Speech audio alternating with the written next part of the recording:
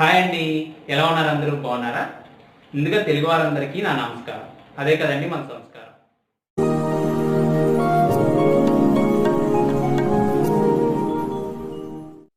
ఇవాల్టి ఎపిసోడ్లో కర్ణాటక స్టైల్లో ఉడిపి సాంబార్ని తయారు చేస్తున్నాను.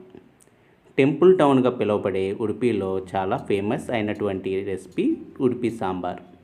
ఈ ఉడిపి స్పెషల్ సాంబార్కు సపరేట్గా సాంబార్ పౌడర్ అవసరం లేదండి.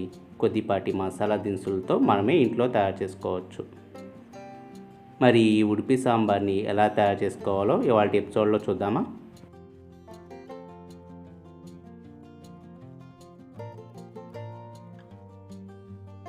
ముందుగా సాంబార్ మసాలా తయారీ కోసం ఒక ప్యాన్ తీసుకుని 2 టేబుల్ స్పూన్ల ఆయిల్ యాడ్ చేసుకోవాలి. ఆయిల్ వేడెక్కగానే 3 టేబుల్ స్పూన్ల ధనియాలని యాడ్ చేసుకోవాలి. 1 టేబుల్ స్పూన్ పచ్చెనగపప్పు, సాయగుళ్ళు, మిరియాలు, జీలకర్ర, కొద్దిగా మెంతులు, కర్ణాటక మిరపకాయలు. ఇవి బయటికి మిరగాయలు అంటారండి, మనకు షాప్స్లో ఈజీగా దొరుకుతాయి.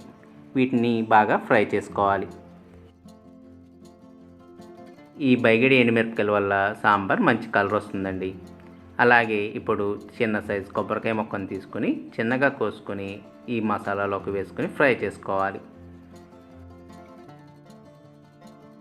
చివరిగా కొద్దిగా ఇంగువ కూడా వేసుకొని ఫ్రై చేసుకోవాలి.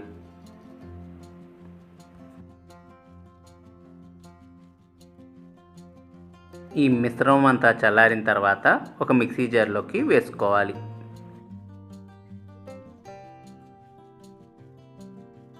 దీనిలోకి సరిపడినంత వాటర్ యాడ్ చేసుకుని ఇలా మెత్తగా మిక్సీ పట్టుకోవాలి. మిక్సీ పట్టుకున్న పేస్ట్ని ఒక బౌల్లోకి తీసుకోవాలి.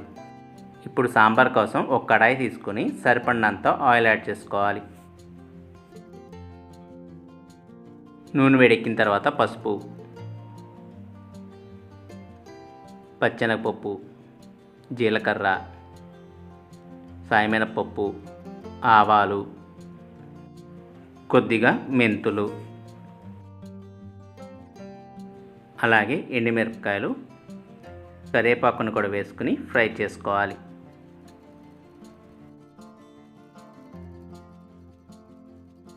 ఈ దినుసులన్నీ బాగా వేగిన తర్వాత సన్నగా చీల్చుకున్న పచ్చిమిరపకాయలు, సాంబార్ ఉల్లిపాయలను వేసుకుని బాగా ఫ్రై చేసుకోవాలి.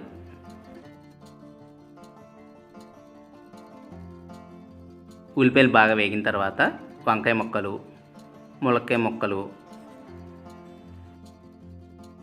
అలాగే బంగాళదుంప ముక్కలు కూడా వేసుకుని బాగా కలుపుకోవాలి. ఈ ముక్కలన్నీ బాగా వేగితేనే సాంబార్ మంచి టేస్ట్ వస్తాయండి. అందుకే సన్నటి సెగ మీద బాగా వేయించుకోవాలి. ఇప్పుడు మూత పెట్టుకొని ఈ ముక్కలన్నిటిని ఒక 5 నిమిషాల పాటు బాగా మగ్గనివ్వాలి. 5 నిమిషాల తర్వాత మూత తీసుకుని ముక్కలన్నిటిని ఒకసారి కలుపుకొని దీనిలోకి వాటర్ని యాడ్ చేసుకోవాలి.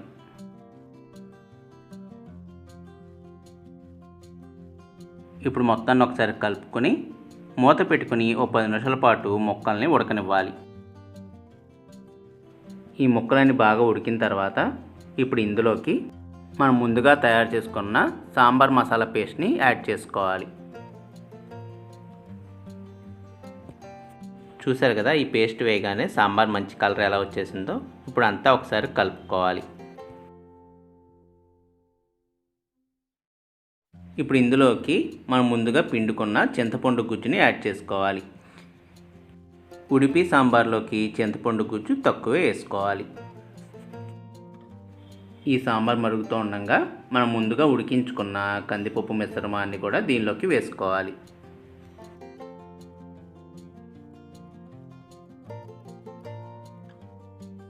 ఇప్పుడు ఇందులోకి సరిపడినంత ఉప్పు, కొద్దిగా కారం. మనం ఆల్రెడీ ఎండుమిరపకాయలతో పేస్ట్ చేసాం కాబట్టి కారం కొంచెం తక్కువ వేసుకోవాలి. అలాగే టేస్ట్ కోసం కొద్దిగా బెల్లాన్ని కూడా వేసుకొని బాగా కలుపుకోవాలి.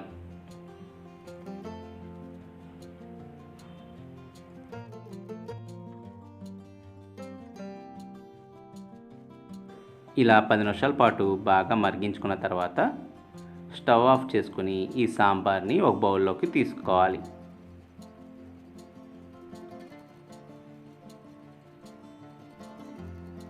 అంతేనండి, గుమలాడే ఉడిపి సాంబార్ రెడీ అయినట్లే. ఈ సాంబార్ ఇడ్లీ, దోశ, వడలోకి అలాగే వేడివేడి అన్నంలోకి చాలా టేస్టీగా ఉంటుంది. మీరు కూడా ఈ రెసిపీని ట్రై చేసి మీ వాల్యుబుల్ ఫీడ్బ్యాక్స్ని నాకు కామెంట్స్ రూపంలో తెలపండి. అంతేకాకుండా వీడియో నచ్చినట్టయితే లైక్, షేర్ మరియు సబ్స్క్రైబ్ చేసుకోండి.